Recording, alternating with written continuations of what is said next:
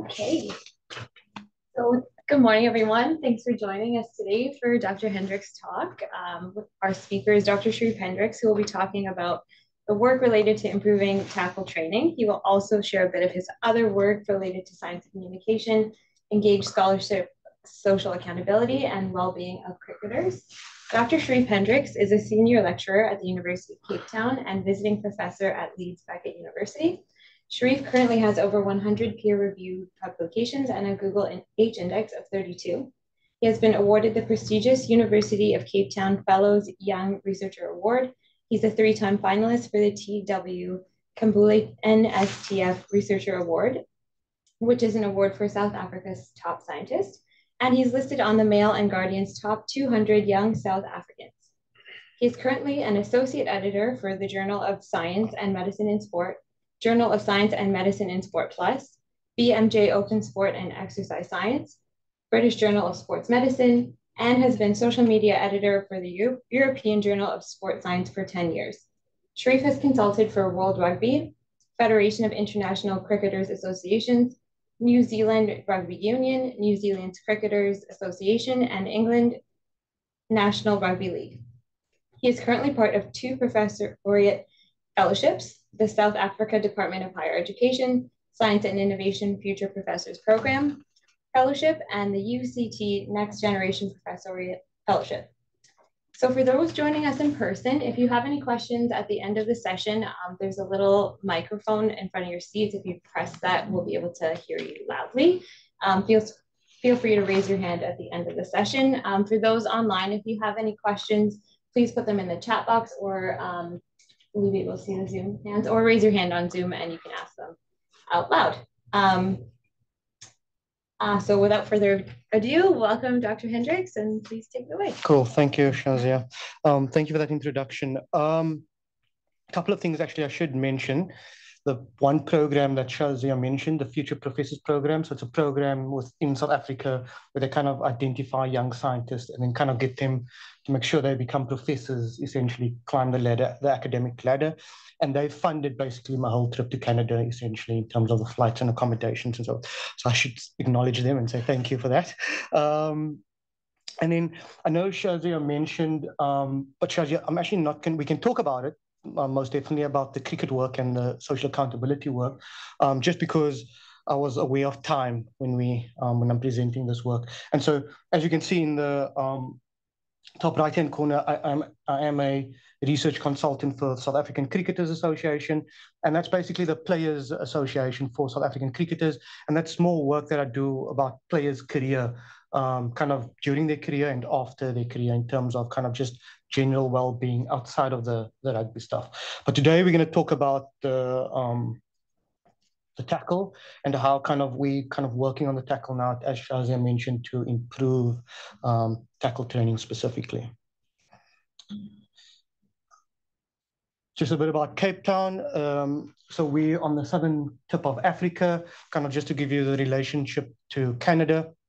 We are a coastal city, so we're surrounded by beaches, both the Atlantic and the Indian Oceans. On the one side, we have warm water, and on the other side, we have cold water, essentially. That's our university, the University of Cape Town, at the foot of Devil's Peak, the mountain we have.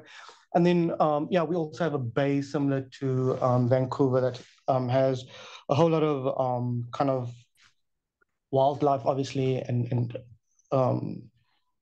specifically sharks.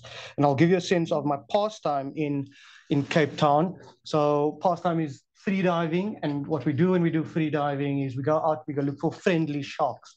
So we have a very different relationship with sharks in Cape Town, where we go out looking for them and just taking videos like that. So to start, a lot of my work, kind of the origin story, started with this paper in 2010, Tackling in Rugby, Coaching Strategies for Effective Technique and Injury Prevention. And at that time, we basically just reviewed all the literature that was specific to the tackle from a kind of injury perspective, injury epidemiology and the risk factor perspective, but also what's out there for coaches in terms of kind of what's in that's kind of provided by your governing bodies, etc. And we try to combine the two.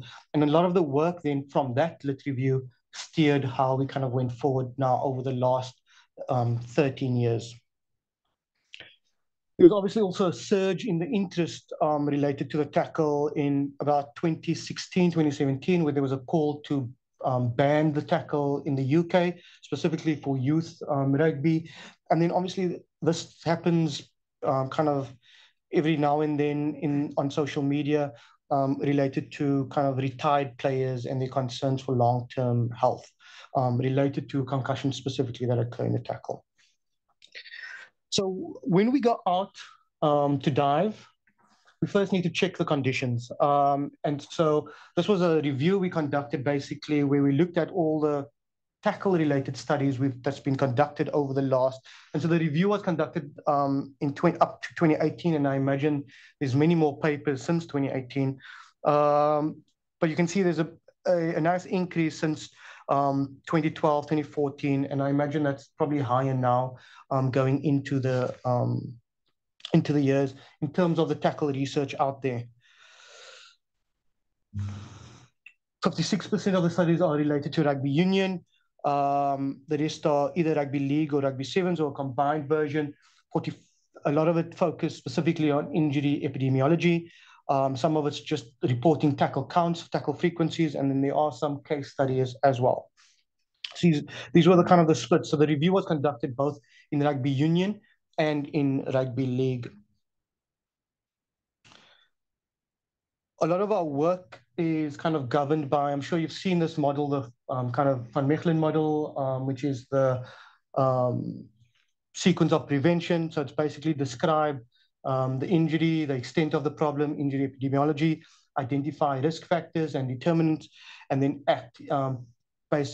introduce an intervention of some sort, and then test the effectiveness by just repeating steps 1, 2, 3. So this is a fairly common or well-used model within sports medicine, the Van Mechelen injury prevention model.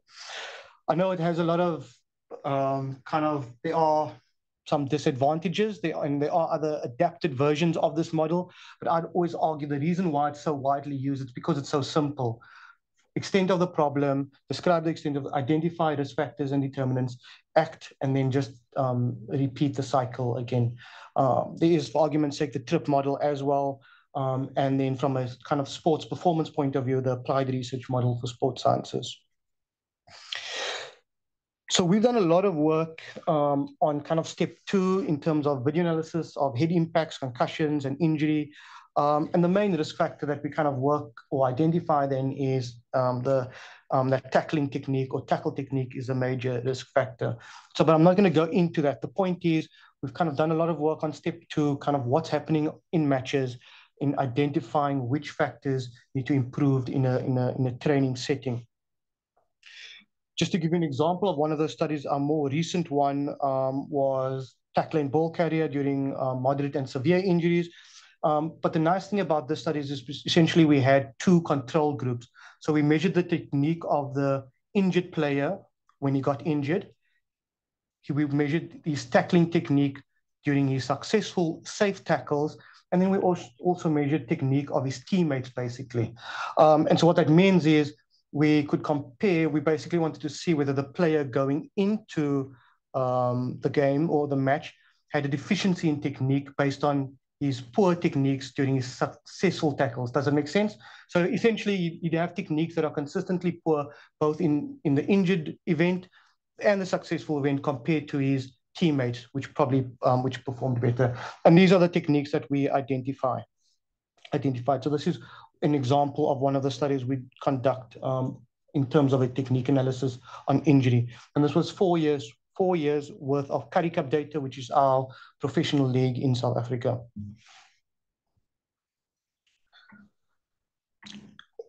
We kind of also, based on, like the CAB model, knowledge related to attitude, related to practice or behavior.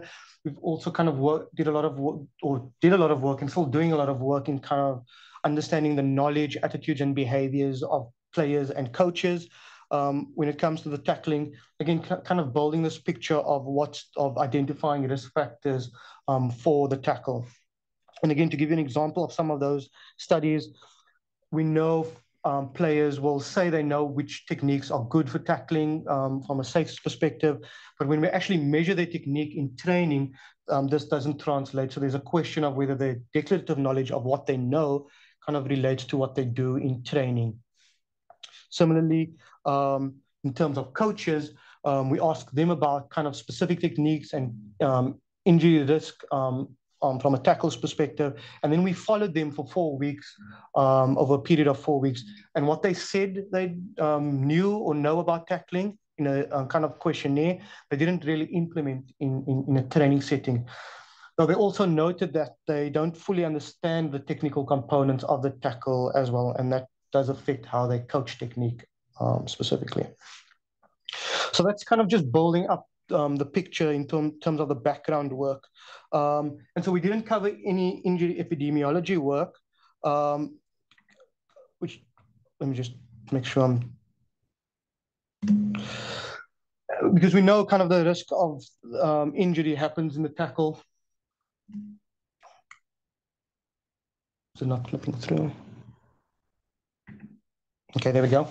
And I didn't want to cover the kind of the injury epidemiology part. That's a whole kind of field on its own. But we know 60% of injuries occur in a tackle, and this is and however the tackle is important both for participation and performance. And based on the work we did in video analysis, we know that there's the risk factors are technique or how the player kind of the actions they perform when making contact in the tackle. We know from a conditioning perspective, most of these injuries occur in the fourth quarter. So there's a component of physical fatigue that we can assume. And then related to the knowledge, attitude, and behavior stuff, there's kind of a gap in terms of what players are doing actually in training. So based on this knowledge, kind of feeds us to the next step. And so, sorry, quickly, let me just point out,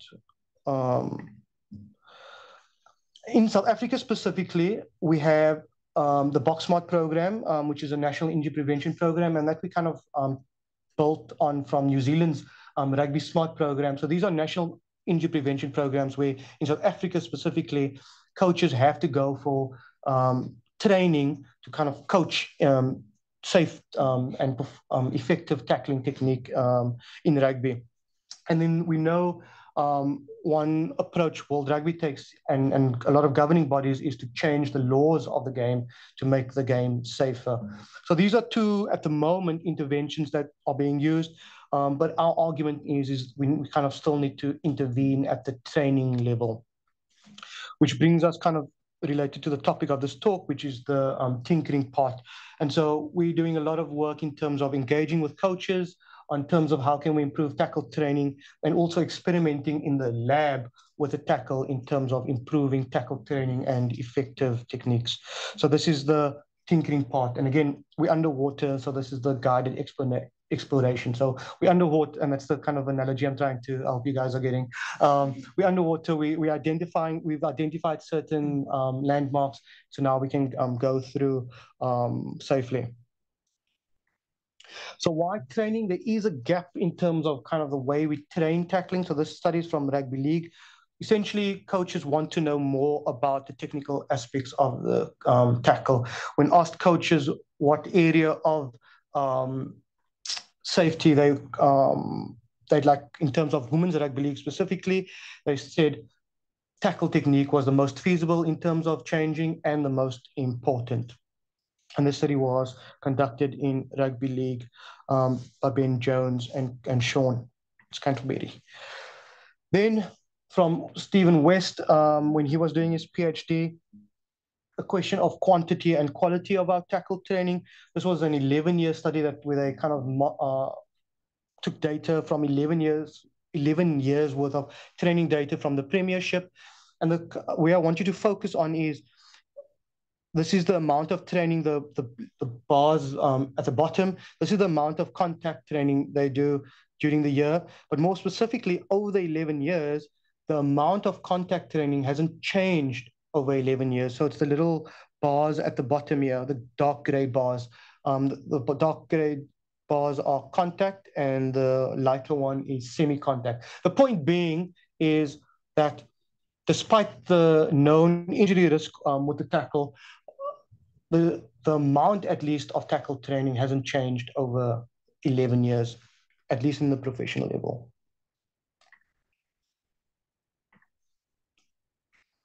Again, coming back to the study where we followed the coaches for 4 weeks, we showed again that only 16% of the time is focused on tackle training, which related to about 17 minutes of the total session. And some of it's only focused on the tackler, while others is focused on the ball carrier. None of it's, or not none of it, only 13% was focused on both the ball carrier and tackler. And again, this just brings us back to the question of the quantity and quality of our tackle training. Then recently, Catherine Dane from Ireland conducted a qualitative study in women's rugby where she interviewed 8 professional players. And these were some of the quotes that she basically got from some of these are professional women's rugby players. Match tackle preparation was often neglected. Tackle training was a reactive process. It wasn't instructive or intuitive to develop these skills to improve. It's kind of assumed that you have the skill ingrained, more contact training to get better at tackling. It's always the bare minimum. That was the kind of title of the paper. Again, these are professional women's players saying that they're not getting enough tackle training. So again, in the backdrop of what we know from the video analysis and this gap in terms of how we improve the tackle, we have in Cape Town what we call the contact simulator. And it's basically an A-frame that we got from American football. But the thing that we added was this pneumatic system where we can control the speed of a 40 kg tackle dummy towards the player. So it's a 40 kg dummy that moves directly towards the player, and the player just executes a tackle towards it. It's one-dimensional, yes, but it gives, and it's kind of, in a way, arguably, like, it's an advantage. It's unrealistic to some degree because it's a 40 kg dummy moving directly towards you. So it gives that physical impact, and the player has to perform. It's positioned at a certain angle, the kind of hanging part at the top. So you have to perform a specific technique to unlatch it off the machine. So the point is, you can't just smash it off the frame. We've had, in that case, it was a Crusaders. If you know your New Zealand rugby, they are a professional rugby team from New Zealand. So when players come through our facility, we get them to play around on it in a sense. But most of our work's on community rugby players. This is another player from Ulster just tackling it.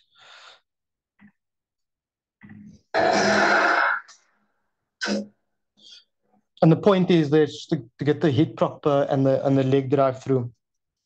So we've done a couple of experiments with this simulator where, for argument's sake, the first one was inducing physical fatigue and measuring then players' tackling technique after that. So you basically got players to come in, a baseline tackle, a baseline set, and then we fatigue them doing a repeated sprint, and then got them to tackle again, did another repeated sprint, tackle again, repeat, and basically physically fatigue them, and then got them to, and got to measure their technique. And as you can see, as they progressively did more sets, their technique decreased, specifically though in the non-dominant shoulder. And that was the interesting finding there. In the rate of decline wasn't as strong in the dominant shoulder. There's a lot of work on mental fatigue in soccer, in football, and we thought, why not do the same study for tackling as well. So we conducted the same protocol that we did in physical fatigue, for physical fatigue. We did using it for mental fatigue as well. But instead of a repeated sprint, we got them to do the Stroop test. And so baseline came in for baseline tackling, and then before set 1, though, they did a 30-minute Stroop test. Has anyone ever done the Stroop test or aware of the Stroop test? So the Stroop test is used as a proxy or a way to induce mental fatigue. So it's a it's a task, not a game, a task where you receive the word yellow, but it's written in blue. And so you have to indicate the blue of the yellow. And so it's a bit of a cognitive task, in a sense of your mind kind of has to process that. And in that whole series of, and imagine doing it for 30 minutes, red is red, if that makes sense. Red stays red. And so you do that for 30 minutes, and I've done it as a kind of pilot. You do feel foggy afterwards, after doing, and again, in sports, specifically, but I think in general, it's used as a protocol to induce mental fatigue. And again, we got guys to come in, baseline tackling, and did a 30-minute set, got them to tackle again, and then did just top-ups of 7 minutes of Stroop test, for set 2 and set 3. And again, showed a decrease in tackling technique and specifically the non-dominant shoulder.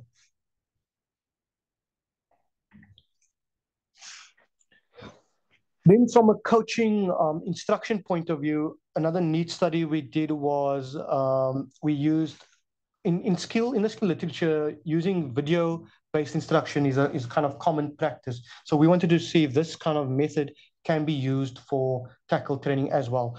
So we got a group of rugby players to come in, again, baseline tackling on the simulator. And then in week 2, we split them into 2 groups. One group received the video, some video of the baseline tackles that they did. And we also kind of gave them some form of instruction of where they were deficient in certain techniques. And so we spoke them through that. Whereas the other group received no technical instruction. They just went on to tackle on the simulator again. So that was the intervention week. And then they came again back in week 3. And then we measured their technique again, with no input as well.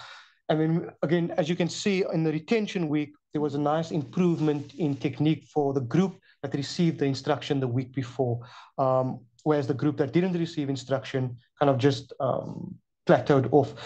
The little increase in the technique that we see from the non-intervention group was probably just based on the fact that they're tackling on the simulator.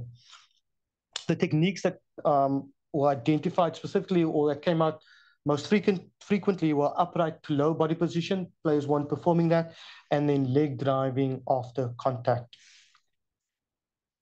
So that's the stuff we're doing in the lab from a technical component. In 2014, we also kind of wrote a little editorial in the sense of, when we're talking about the tackle, we shouldn't just focus on the technical component, but also the conditioning of the player as well. So that to perform safely and effectively in the tackle, you need both technique, but also a level of conditioning. So we've done a fair bit of work in also, and I know there's a lot of work in rugby league on this, but basically looking into physical qualities that are associated with tackling ability. And so we've done one in the rugby union. And so we showed muscle strength, upper body strength, lower body muscle power, agility and mobility were associated with tackling. And then upper body power and agility was associated with ball into contact and rucking. So what we can do with these kind of physical qualities is now essentially draw up gym programs, physical conditioning programs for tackling specific kind of building, essentially. And I'll talk to that a bit more about that later when we talk about some of the future work we're doing, because we're doing studies specifically to that. Kind of related to the conditioning part of the tackle, on the simulator as well, we're kind of trying to measure or come up with a measure of contact load. There's a way a lot of it's being done now in obviously using the mouth guard, but at the time we thought maybe using the GPS unit that most players have access to and wear behind their, that they kind of wear between their scaps, if that can be used as a measure of contact load. We also try to show how the load changes based on technique.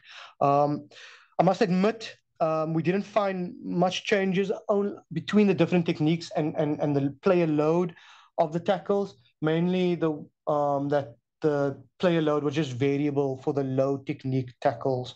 We were hoping, to be honest, that the load was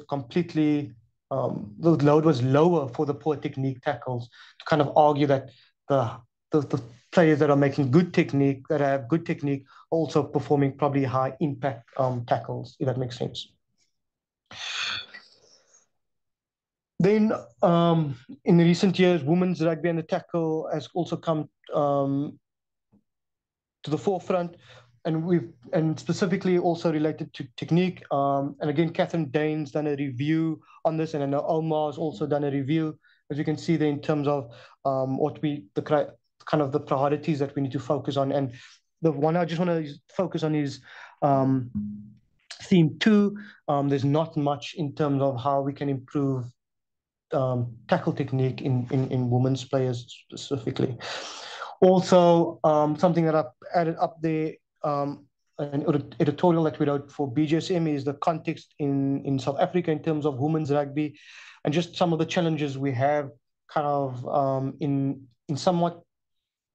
South Africa. Rugby is still a traditionally male dominant sport, and it's not as kind of accepted yet to be a women's sport. So there's this whole lot of like socio challenges with that as well. Just other interesting things we're also kind of working on. I won't say we're working on it anymore. There are others working on it now. We've kind of dropped the project at UCT, at least for now. Was coming up a way to have an automated way to analyze the tackle in videos, and maybe, for argument's sake, help assist the referee with decision making in terms of head impact high tackles.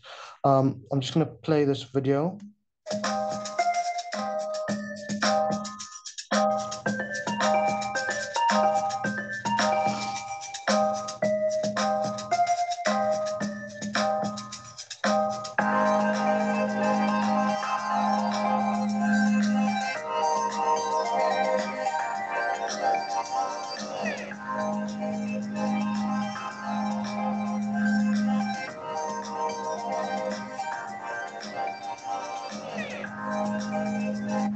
Okay, so the point being is we were just kind of trying to come up with a more automated way to analyze technique from matches, because at the moment, video analysis is still largely a subjective task or project.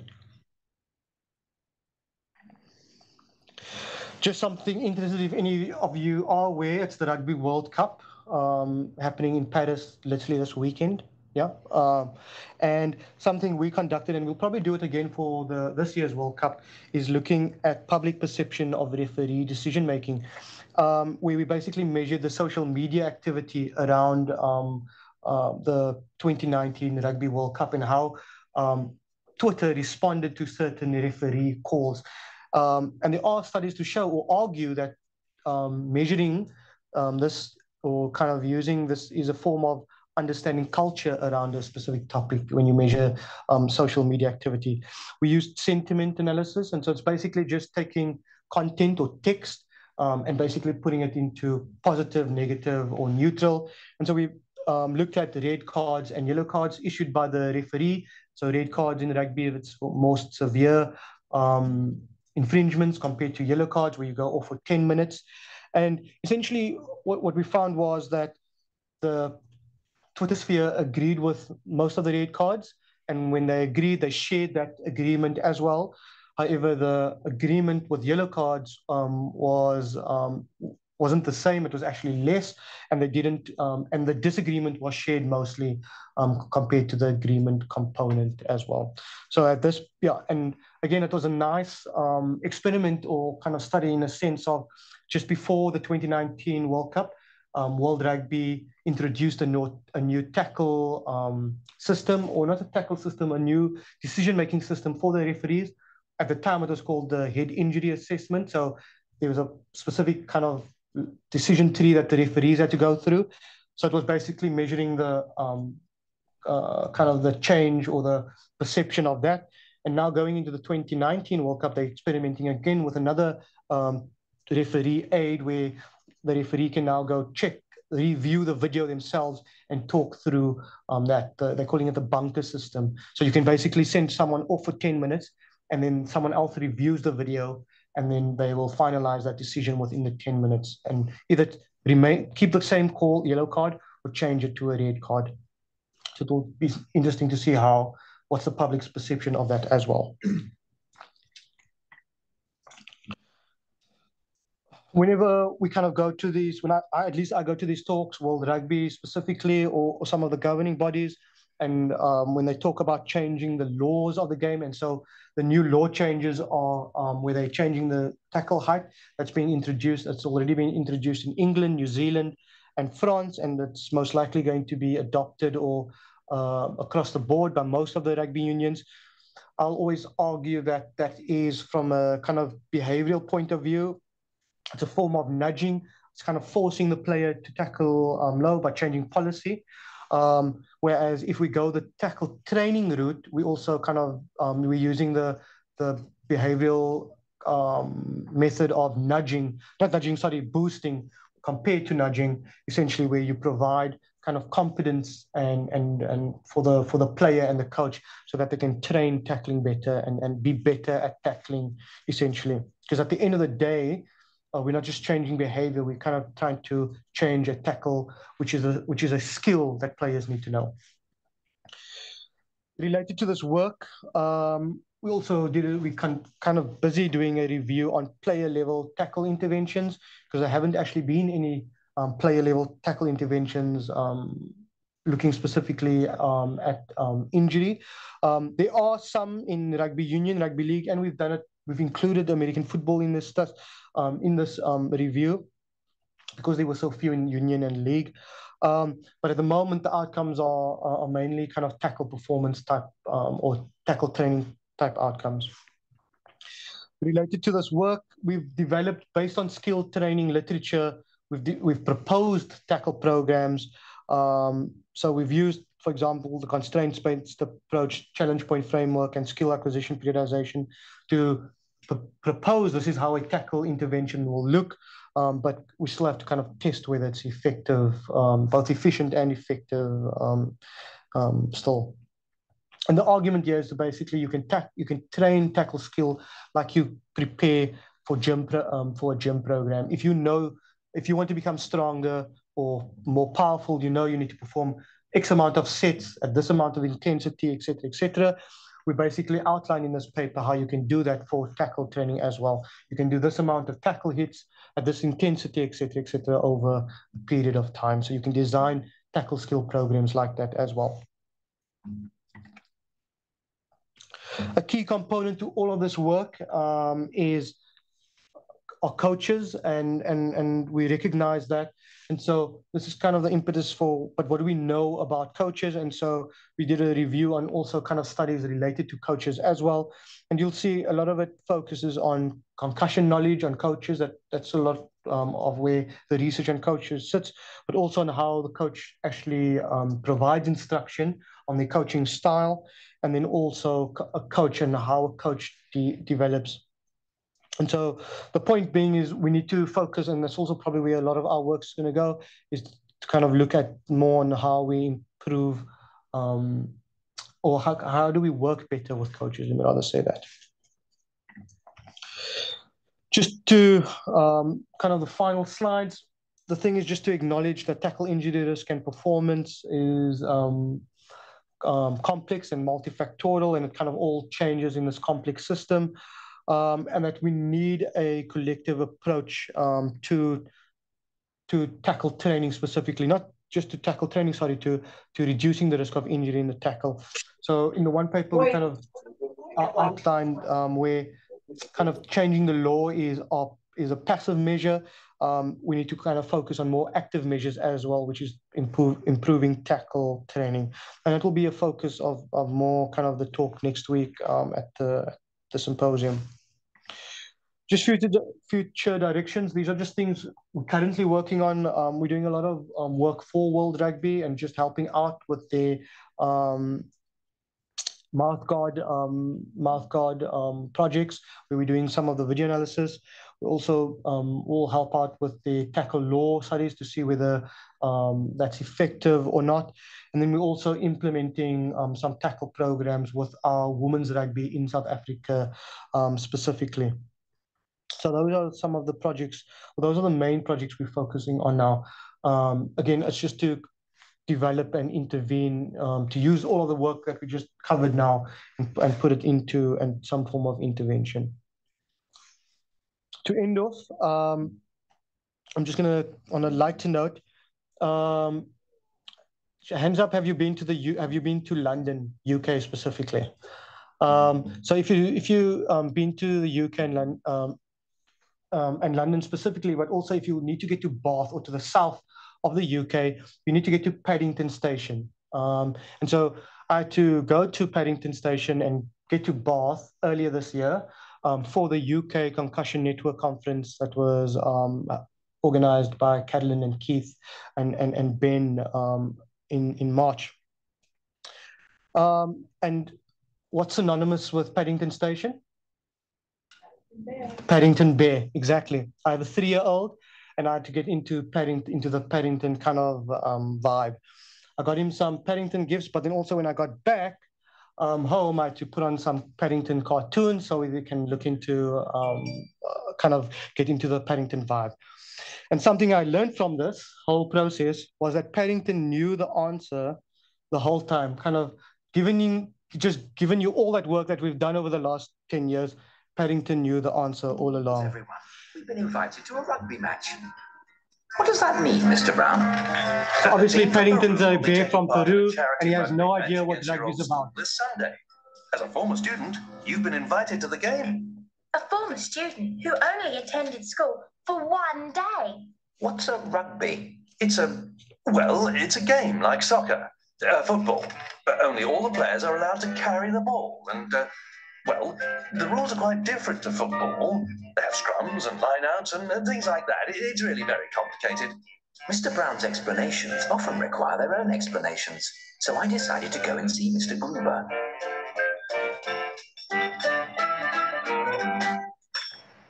I could try to explain the rules, Mr. Brown, but this might be of more help. Everything you need to know about rugby. Rugby is a sport played with an oval-shaped ball by 2 teams of 15 players per side. One of the most important parts of the game is the scrum, in which 8 players from each side compete for the ball. Once the ball is freed from the scrum, it is advanced up the field. The object of the game is to ground the ball behind your opponent's goal line. Chapter 1. Tackles. Practice makes perfect. Tackles?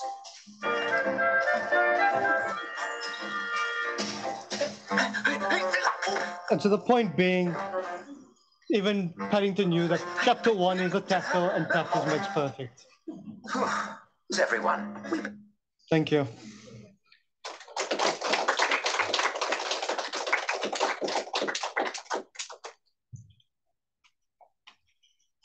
Any questions for Sharief? Are there any online? Absolutely, but just a quick one. At what age do they start teaching tackle in rugby? In South Africa specifically, they play full contact rugby from 8, 9 already. They'll play half the field. Then I think from under 11, under 12, they'll play full contact rugby. They're still playing barefoot though. And at under 13, they start to play with boots. Yeah.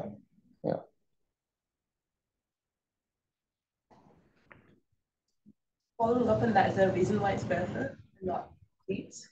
I think the kind of the old or the tradition was to kind of avoid the ruck injuries and so that you can't ruck. Yeah. Michelle has her hand up online. You can either mute your audio line or you can type your question in the chat box. Can you hear me okay? Yes. Perfect. Thank you for the presentation. It was really interesting. I actually was a rugby player myself, and I coach high school girls rugby nowadays in my off time. So this was really interesting to me, especially as somebody who works in the trauma field and does a little bit in the injury prevention field. And I'm just wondering, you spoke about talking to coaches and talking to players and what can we do and how can we change things. And I find that one of the biggest barriers for myself in coaching rugby at the high school level, especially here in North America, where they don't start until high school oftentimes, but in a lot of different injury prevention aspects, it's not changing the minds of the people who are involved. It's not changing the minds of the coaches and the players. It's the people around them. So the high school league that wants to start games right away, and they don't allow for that learning of how to tackle properly. I mean, you've got 5 practices at the beginning of September, and then off you go. You've got full tackle games, and everybody around them that wants to see this happening. How do we engage those people who don't know better, for lack of a better way to put it, and bring them on our side of that prevention and that safety? Yeah, Michelle, so that's a tough one. So I must admit, because there's a couple of things there I'm going to point out, and that one specifically kind of related to the context. So that's women's rugby in Canada specifically. You know what I mean? So there's that context alone, I imagine, adds a whole lot of challenges. Because I'm going to use the South African context as an example as well, because I suppose it's probably more common or in women's rugby, is the fact that girls coming into the game start at 16, 17. So they basically have to catch up. And so what we're finding is what boys had to be doing from 8 years old already, we have to give the type of contact training now within a year. So that's a challenge at the moment. I imagine also in Canada, like just from what you described, it's kind of like just seen as another sport that they need to add to the calendar, to the schedule, and kind of just go off and play. So there's no real build-up. Whereas I suppose at the elite level, they're arguing you should be training tackling throughout the year, even during the preseason. I'm going to kind of then bring it back to answer your question, though, to maybe not be too concerned with the, I'm just kind of spitballing here to answer your question, is maybe not to be concerned about the kind of the outside, the people outside, and rather let's work on the girls that are in the team and the coaches that are wanting to work with them and create the tackle culture for around them. And so when I say tackle culture, it's the same kind of culture you have with when you're doing physical gym training.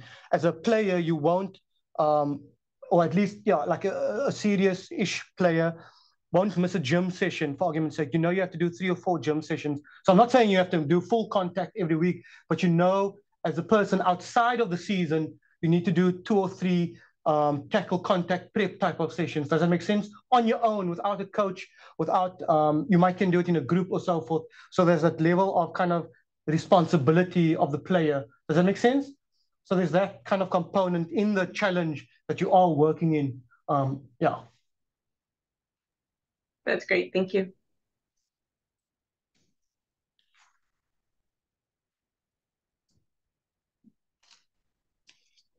I have a quick question. Yeah.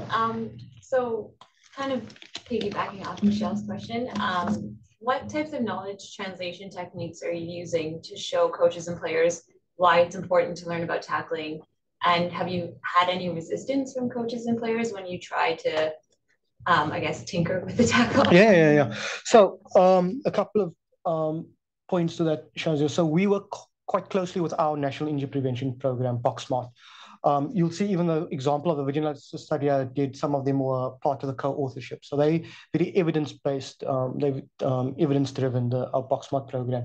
So a lot of that work feeds directly into their courses. So the course that I spoke about that coaches have to complete, we feed directly into that course. So that's the one way we kind of communicating or translating that work across the board.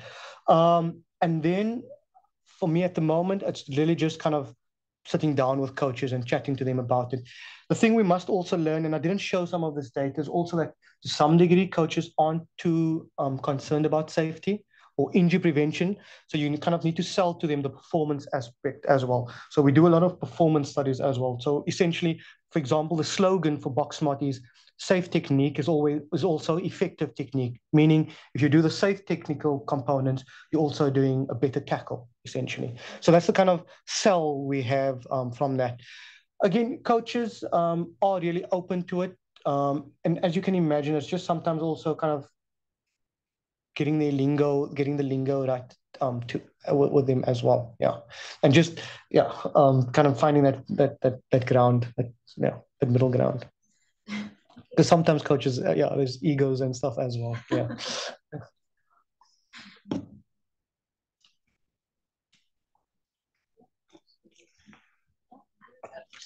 Thanks, Sharief. At the end, you mentioned you're evaluating a women's tackle training program right now.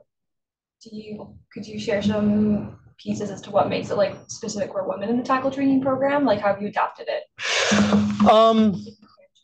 Yeah, look, it's not, I wouldn't say it's women specific. It's but the questions we're asking, let's go a step back. The questions we're asking though, a lot of the studies we showed, we had technical proficiency as a technique. And so the way we measure technical proficiency is we have these kind of lists of this is what a good tackle looks like. And it's the tackle you'll find in a textbook or what we put in a BoxSmart program. And the argument there is kind of, if you observe a good tackle, the player would perform these techniques. And we literally just scored. They've put their head on the right place, they've put their shoulder, etc. Good, 1 point, 1 point, and then we tally those points. The question we're asking is whether those techniques are actually the right techniques for women's rugby. Like, should you? But what we then found working with the girls, actually, because we're working with an under 20 group, is that they haven't actually been introduced to these techniques. So we can't even ask that question yet in terms of what should be the better techniques for female rugby players if they didn't even know what the normal or the kind of general techniques are. So at the moment, we're kind of just literally starting from scratch. And so we're doing pre-contact stuff with them, contact stuff, literally just part of it's getting them like tackle strong, if that makes sense, just doing like hard tackles. Something we're working on, actually, I didn't mention, as part of all of this kind of body of work, we're developing a tackle capacity test, kind of similar, you're familiar with the bleep test. And it's basically just making as many tackles as you can, literally fatiguing you and kind of slowly seeing where you drop off. So you need to perform 8 tackles in a minute to stay within the kind of within the test, essentially, like the bleep. And if you don't keep 8, your test gets cancelled. But the point being is, we've done this with the girls also. And again, we're just kind of seeing where the technique's going. We have some girls jumping in with the like wide arms, you know what I mean, and not being aware that they need to bring it in close, not leg driving. And so we're just kind of building that pre-contact, moving up to contact, kind of going from upright, not going upright to low, but coming from a low body position and going upward. So it's just basic stuff we're working with the girls, and they're doing a lot of work on the simulator as well. So that's the stuff. And then part of that, so how we're doing it is they're literally coming in for a gym program that's tackle specific, kind of based on the physical quality stuff. And then they're doing a session with me or kind of some of my PhD students. So it's in that controlled setting. Yeah. So that's the work we're doing at the moment. Again, I must admit a couple of challenges we've had. Women's rugby in South Africa at the moment. They'll play. So if you're not familiar with rugby, there's forwards and backs. So forwards do a lot of the contact work, and then backs do a lot of the passing or kind of scoring ties. The more the running bits. The pretty stuff. I didn't want to say that. Anyway, but the point being is, again, these are just like the realities of working with women's rugby. They play different positions where they're playing. So they're part of us as part of the Western Province, which is kind of the regional team, which is supposed to be professional. And then they go to their clubs, which is the community, which is a lower level. But on the Saturday for their club, they'll play in the back line when they come to the higher level, the Western Province level, they're playing forwards. Just so the point is, they're not these girls aren't going. They're not settled in one position. They're changing, and so that kind of relates to also how they need to tackle and kind of their requirements as well. So there's that component. The stuff we're struggling with at the moment, our players are spread across town, and so getting them to training in itself is an issue. And then they go from our training facility to another hour's drive to the actual field where they have to train, and that whole component in itself is a struggle at the moment. Yeah, so these are just some of the issues we're struggling with. So I mean, it's one of those the study slowly becoming what was a full study to a pilot study, yeah, type of scenario because of drop off. Yeah, yeah.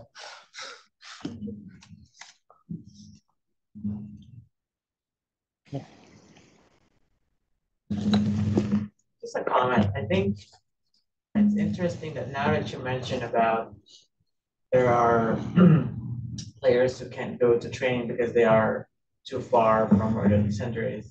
I think this is an equity issue now too, and that's and injury from at least the work that we do.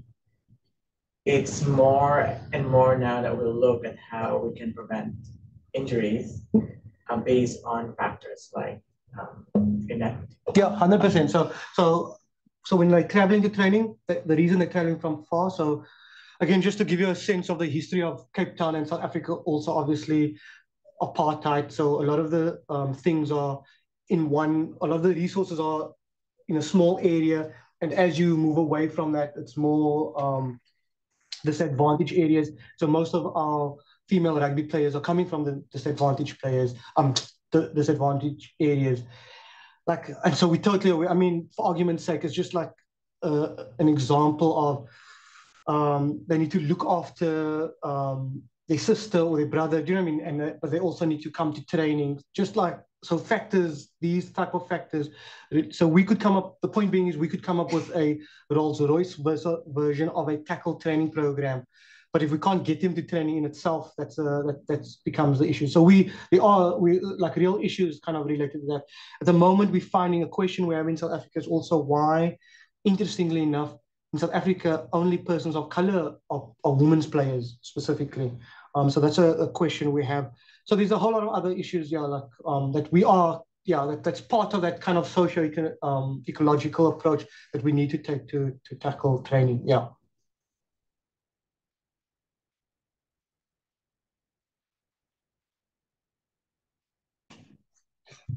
All right, well, Sharief, thank you for joining us all the way from Cape Town. That was such an interesting talk. I'm sure I'll have more questions for you later, but thank you for sharing. You. And everyone can join me in thank you, Sharief.